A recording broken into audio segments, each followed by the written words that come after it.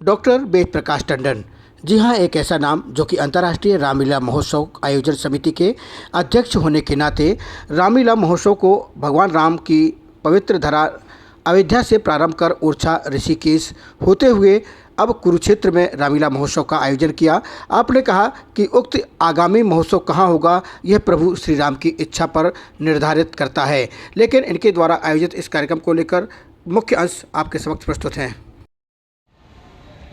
मित्रों, आज हम उपस्थित हैं कुरुक्षेत्र हरियाणा में वेद प्रकाश टंडन जी के साथ, जो अंतर्राष्ट्रीय रामलीला महोत्सव का आयोजन लगभग कई वर्षों से आयोजित कर रहे हैं। आज हम उनसे बातचीत करेंगे रामलीला को लेकर के और उनके बारे में।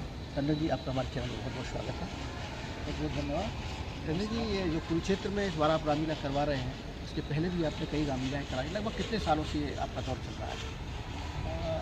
देखिए, भगवान राम की कृपा है कि मैं वैसे तो अपनी रामलीलाओं से दिल्ली की 20 साल से जुड़ा हुआ हूँ, लेकिन 2019 में हमारी जो द्वारका की रामलीला है उसमें यशस्वी हमारे प्रधानमंत्री नरेंद्र मोदी जी आए और मुझे उनके साथ मंच शेयर करने का मौका मिला।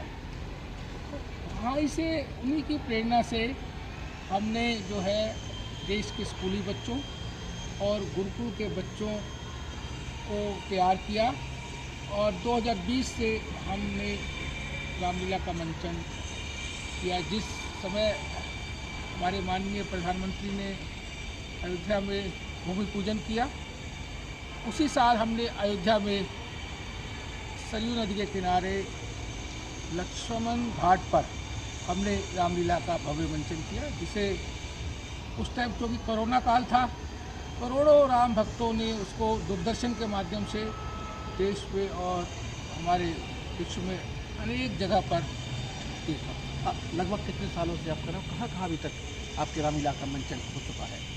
अयोध्या के बाद हमने जो बुंदेलखंड की अयोध्या कहलाई जाती है, ओरछा राजा राम की नगरी है, वहाँ पर हमने बेतवा नदी के किनारे लीला का मंचन किया, पवित्र कंचना घाट पर, और उसको भी हमारे राम भक्तों ने बड़ा सराहा।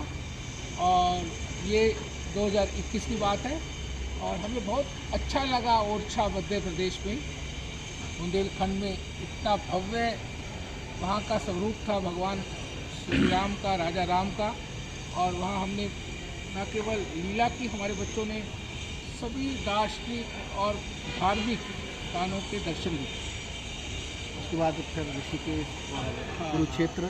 इसके बाद क्योंकि एक हमने धारणा बना रखी है कि पवित्र नदियों पर, पवित्र धार्मिक स्थानों पर और पवित्र जो सरोवर हैं उन पर रामलीला करने का। उस कड़ी में गंगा जी के तट पर हमने 2022 में लीला का मंचन किया। बच्चों ने बड़ी भव्य प्रस्तुति दी और परमार्थ आश्रम में इसका मंचन हुआ।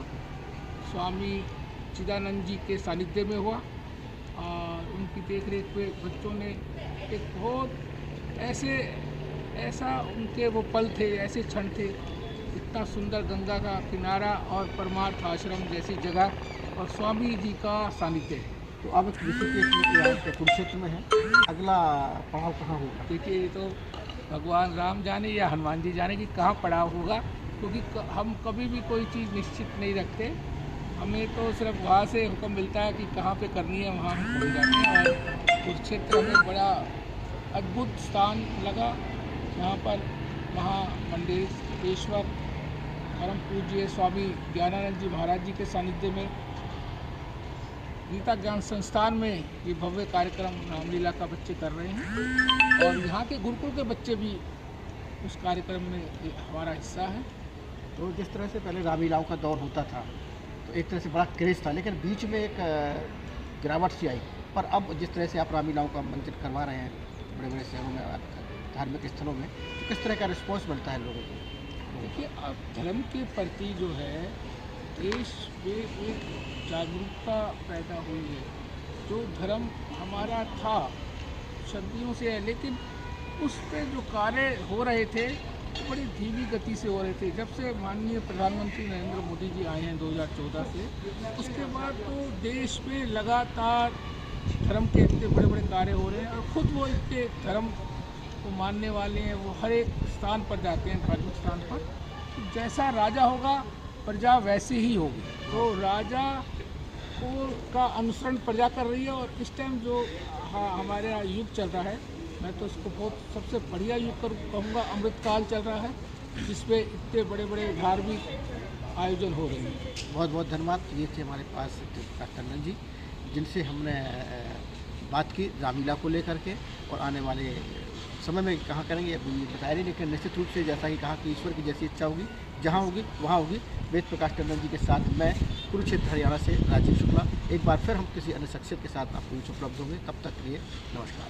जय श्री राम।